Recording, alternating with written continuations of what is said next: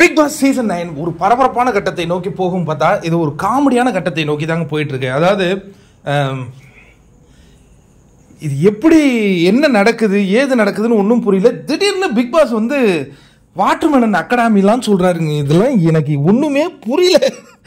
Watermelon நடிக்கிறாரு அவரு, cringe, அது ஒன்றும் பெரிய ரசனையாலாம் இல்லை, கிரிஞ்சு மாதிரி தான் இருக்கு, அவரை கலாய்க்கிற மாதிரி தான் இருக்கு. உண்மையாக சொல்லணும்னா அதை ஒன்றும் பார்க்க அப்படியே ரசிச்சுக்கிட்டே இருக்கிற மாதிரி இல்லை. பட் அந்த மனுஷன் அதை கான்ஃபிடென்ட்டாக நம்புகிறாங்க. நம்ம நடிக்கிறோம், நாம் நடிப்பு அறக்க. அது எப்படின்னா நல்லாவே சில பேர் நடிப்பாங்கல்ல, அவங்க கூட தன்னை இந்த மாதிரிலாம் பொழுதுகிட்டது கிடையாது. பட் இது ஏதோ என்ன கேடர்னே தெரில, இவர் அகாடமின்னு ஆரம்பித்து இது பண்ண சொல்கிறதுலாம் என்னன்னா எனக்கே ஒன்றும் புரியல. இது பிக் பாஸா நடந்துகிட்டு இருக்கிறது, பிக் பாஸா இல்லை வாட்டர்மெலன் பாஸா அப்படிங்கிற மாதிரி சந்தேகம் வருது. பட் வாட்டர்மெலனும் தன்னால் முடிஞ்ச வரையும் கண்டென்ட்டை வாரி வழங்கி கொண்டே இருக்கின்றார் அப்படிங்கிறத மறுக்க முடியல. இந்த இன்னைய நாள்லேயே ஹைலைட் தான், பார்வதி எட்டி விட்டாங்க பாருங்க ஒரு உத. இது நிறைய பேர் மனசுக்குள்ள இருக்கு. ஒத்தங்க அந்த மனுஷனை, ஐயோ பயங்கர டார்ச்சரா இருக்கு அப்படின்னு சில பேர் நினைக்கிறாங்க இல்லையா. அதுக்கு ஒரு பதிலடியாக பார்வதி அங்க செயல்பட்டது போல எனக்கு தெரிஞ்சது. இன்னொன்னு, இந்த சீசனை பொறுத்த வரைக்கும் இதுவரை 4 நாள்ல வந்து 2 பேர் மட்டும்தான் தெரிஞ்சுக்கிட்டே இருக்காங்க. பார்வதி அண்ட் திவாகர் மட்டும்தான் தெரியுறாங்க. மூன்றாவதாக இன்று ஆதிரை, அவங்களுடைய ஆட்டம் இன்று தொடங்குது அப்படின்னு நம்ம சொல்லலாம். அதாவது என்னன்னா, பிக் பாஸ் ஒரு கட்டத்தில் வந்து கடும் கோவம் அடைகிறாரு. நான் வந்து இந்த தண்ணீர் டாஸ்க்கை ஒரு சிறப்பாக பண்ண சொன்னா நீங்க என்ன விளையாடிட்டு இருக்கீங்க, அந்த பொறுப்புணர்ச்சி இல்லையே அப்படின்னு. ஆனால் சபரி வந்து பாவம் நைட்டு முழுவதும் கண் விழித்திருந்தார். அவ கூடயே உட்காந்து பேசிட்டு இருந்திருக்காங்க போல இருக்கு ஆதிரை. ஆனால் கமருதீன் அந்த அளவு பொறுப்புடன் இல்லை அப்படிங்கிறது தான் அவங்களுடைய குற்றச்சாட்டாக இருக்கு. ஏன்னா குறும்படம் போட்டு உரிச்சு காட்டிட்டார் பிக் பாஸ். இவங்க வந்து எதற்காக இப்படி பேசிக்கிட்டு இருக்காங்க, அங்க ஒருத்தர் காவலுக்கே இல்லாத நீங்களும் வந்து பஞ்சாயத்து பண்ணிட்டு இருக்கீங்க அப்படிங்கிற மாதிரி குறும்படம் போட்டு உடைச்சு காட்டாரு. சபரி என்னன்னா தவறு நடந்து விட்டது, இதுக்கப்புறம் நம்ம சரி பண்ணிப்போங்கிறாரு. கமருதீன் என்னன்னா மொத்த தவறையும் எம்எல்ஏ ஏன் போடுறீங்க, நானும் இதுல ஏதாவது உழைச்சிருக்கையா. உடனே ஆதிரை சொல்றாங்க நீ உழைக்கவே இல்லை. சரி ஒரு 50% கூட கொடுக்க மாட்டேன், 25% கூட கொடுக்க மாட்டேன், உனக்கு பொறுப்பே இல்லை, உன்னை வந்து ஒரு தலைமை பண்புல உட்கார வச்சா அதை நீ செஞ்சியா அப்படின்னு கேட்க கமருதீனுடைய முகம் வாடி போற அந்த காட்சிகளை நம்ம பார்க்கிறோம். அதற்கு அடுத்தது முக்கியமான ஒரு விஷயம் என்னன்னா கதை சொல்லும் நேரம். கதை சொல்லும் நேரத்துக்கு அப்புறம் வருவோம். தலைவன் தலைவி டாஸ்க் இல்ல, தலை டாஸ்க். அதுல வந்து 3 பேர் கொண்டு போகணும் இல்லையா. அங்க வந்து ஒரு தமால் துமில் தான் நடக்க போகுது அப்படிங்கிற ஒரு எதிர்பார்ப்பு மாதிரி தான் பிக் பாஸ் அதை வைக்கிறாரு. ஏன்னா தண்ணியை பிடிச்சிக்கிட்டு அழுக்கான ஜீன்ஸ், அது எங்கேயோ இது பெயிண்ட் அடிச்சிருப்பாங்கன்னு நினைக்கிறேன், அதை போட்டுக்கிட்டு அந்த ஜீன்ஸ் ஒரு பட்டாளத்தை வாங்கிட்டு வந்துட்டாப்ல. இப்போ இதை துவைங்க, ஆல்ரெடி தண்ணியே பிரச்சனை, இதில் வந்து கிளீனாக துவைக்கணும் அப்படிங்கும்போது கிமி டெய்லி ஒரு பிரச்சனை கிமி பண்ணுறாங்கல்ல.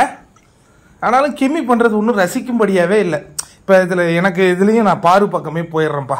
பாரு ஒரு ஸ்ட்ராட்டஜி பண்ணது, அதுக்கப்புறம் அந்த வெற்றியை அறிவிக்கும் போது அவங்க உட்காந்து அழுகுறது, இதெல்லாம் வந்து ஒரு கண்டென்ட் மாதிரி இருக்கு. பட் கைமி அது சரி வரல எனக்கு. ப்ரோ உங்களுக்கு அந்த பொண்ணை பிடிக்கல, அதனால தான் நீங்கள் அதுக்கு எதிராக பேசுகிறீங்க அப்படின்லாம் நீங்கள் நினைக்காதீங்க. ஒரு நிகழ்வில் அந்த எனக்கு இந்த கூட்டத்தோடு சேர்ந்து கோவிந்தா போட்டாலே எனக்கு முதல் பிடிக்காது. அப்போ இவங்களும் தான் 3 idiots மாதிரி 3 பேர் எப்போதும் உட்காந்துக்கிட்டு இருக்கிறாங்க. யார்? பார்வதி, கலையரசன், திவாகர். அது இப்போ உட்காந்துக்கிட்டு இருக்காங்க ஏன்னா அவங்கள எல்லாம் ஒதுக்கிட்டாங்க, அதுதான் உண்மை. அவங்க தனியாக அவங்க ஒதுக்கியவர்கள் 3 பேரும் உட்காந்துக்கிட்டு அவங்க புரளி பேசுகிறாங்க, அவங்க இது பண்ணுறாங்க, அரட்டை அடிக்கிறாங்க. ஆனால் அங்கே என்ன நடக்குது, அங்கே எல்லாம் 18 பேரும் ஒத்துமையாவா இருக்காங்க, ஏன் நடிக்கிறாங்க அப்படிங்கிறத பார்வதி கேட்கும் கேள்வியாக இருக்குது. இப்போ பார்வதி வந்து இந்த நிகழ்ச்சிக்கு பிறகு சில பேரை பிளாக் பண்ண போகிறேன் அப்படின்னு ஆக்ரோஷத்தில் அவங்க பேசிக்கிட்டு இருக்காங்க. இப்போ 3 பேர் வந்து தலைவி டாஸ்க்கு அடுத்த கட்டத்துக்கு நோக்கி போகிறாங்க. தலை டாஸ்க்குப்பா, தலைவன் தலைவின் போன சீசன்லேயே இருக்கிற நீ அப்படின்னு நீங்கள் சொல்கிறது எனக்கு புரியுது. பட் அதை நம்ம மாற்றிப்போம். இப்போ என்னன்னா தலை டாஸ்கில் 3 பேர், துஷார், ஆதிரை, அதுக்கப்புறம் பிரவீன்ராஜ். இப்போ பார்வதி ஸ்விம்மிங் பூல்லேருந்து வாட்டர் தூக்கினானே இவனுக்கு அழகாக தூக்கின ஆள். சரி, எனிவே அவங்க 3 பேர் போயிட்டாங்க, நம்ம வாழ்த்துக்களை தெரிவிச்சுப்போம். இந்த 3 பேரில் தான் முதல்ல ஒருத்தவங்க தலைவராக வரப்போகிறாங்க இல்லை தலைவியாக வரப்போகிறாங்கிறத பொறுத்திருந்து நம்ம பார்க்கணும். அடுத்தது கதை சொல்லும் நேரங்க. எப்போதுமே பிக் பாஸ் வீட்டில் கதை சொன்னாலே அழுது வடிவாங்க. ஆனால் இன்னைக்கு 2 பேர் கதையை சொல்கிறாங்க.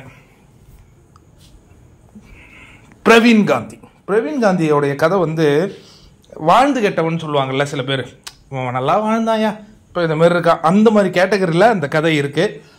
அதுதான் தற்பெருமை பிடிச்ச ஒரு மனிதனால் என்றைக்குமே வாழ்க்கையில் முன்னேறி போக முடியாது அப்படிங்கிறது தான் அவர் சொல்கிறாரு. ஆனால் தற்பெருமை பேசிக்கிட்டே இந்த பிக் பாஸ் வீட்டில் ஒருத்தர் இருக்கிறாரு, திவாகர்.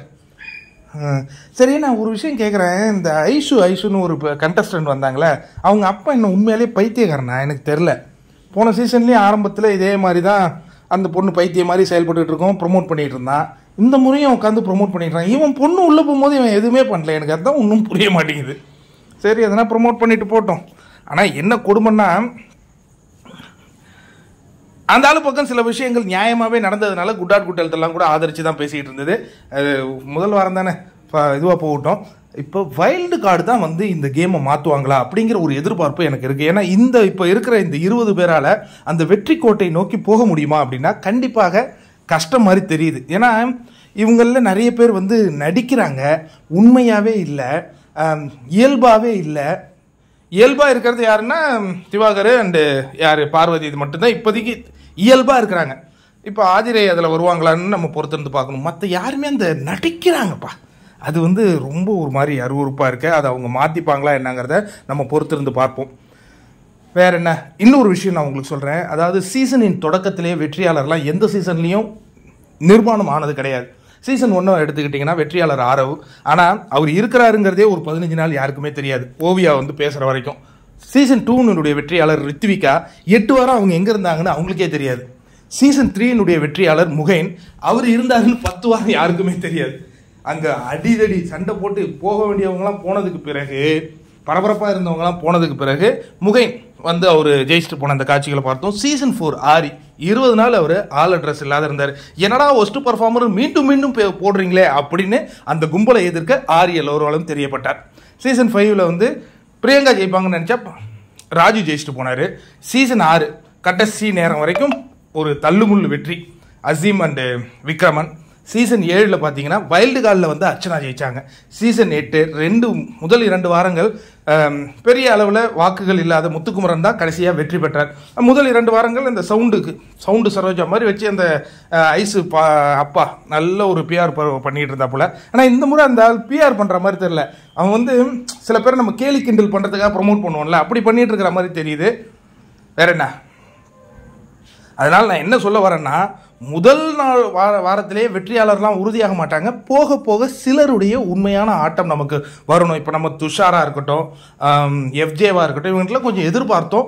இதுவரையும் நடக்கலை. என்ன ப்ரோ துஷார் இதில் ஜெயிச்சுட்டு போகிறாரு, இதுவரையுமா நடக்கலை? இல்லை, அவன் வந்து வந்த ஒரு லட்சியம்னு ஒன்று இருக்குல்ல, அதை நோக்கி அந்த பையன் நடைபெறலை. அரோராவை உடன் நிறைய நடை போடுற அந்த காட்சிகளை பார்த்தோம். இந்த பையன் வந்து ஒரு கொஞ்சம் ஓவர் ஆக்டிங்காக தெரியுது. ஆனால் ரியல் கேரக்டரா என்னங்கிறது இதெல்லாம் போக போக தான் நண்பர்களே தெரியும். வேற என்ன நண்பர்களே, சரி, குட் நைட்.